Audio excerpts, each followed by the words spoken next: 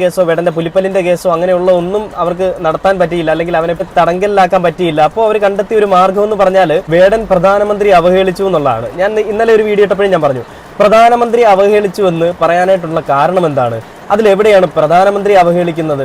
അതിൽ പ്രധാനമന്ത്രി അവഹേളിച്ചു എന്നുള്ളത് വേടൻ പാടുമ്പോഴോ അല്ലെങ്കിൽ കേരളത്തിലുള്ള ഒരു ജനങ്ങൾക്കും മനസ്സിലായിട്ടില്ല പ്രധാനമന്ത്രി അവഹേളിച്ചു എന്നുള്ളത്. അത് മനസ്സിലായത് ഈ RSSനും BJPക്കും മാത്രം. എന്തുകൊണ്ടാണ്? പ്രധാനമന്ത്രി ഒരു കപട ദേശവാദിയാണെന്നും പ്രധാനമന്ത്രി ഊരി ചുറ്റുന്നവനാണെന്നും പ്രധാനമന്ത്രി കാട് കട്ടവനാണെന്നും നാട് മുടിക്കുമെന്നുള്ളത് ഈ RSSന്റെയും BJPയുടെ മനസ്സിലുള്ളത് കൊണ്ടല്ലേ. നമ്മുടെ ആരുടെയും മനസ്സിൽ ഈ ഒരു ചിന്ത ഉണ്ടായിരുന്നില്ല. അത് പ്രധാനമന്ത്രിയെ പറ്റിയാണെന്നേ ചിന്ത ഉണ്ടായിരുന്നില്ല. ചോറ് കട്ടവൻ മരിക്കും എന്ന് പറഞ്ഞെടുത്ത് അത് മധുവിനെ പറ്റിയാണെന്ന് നമുക്കറിയാം.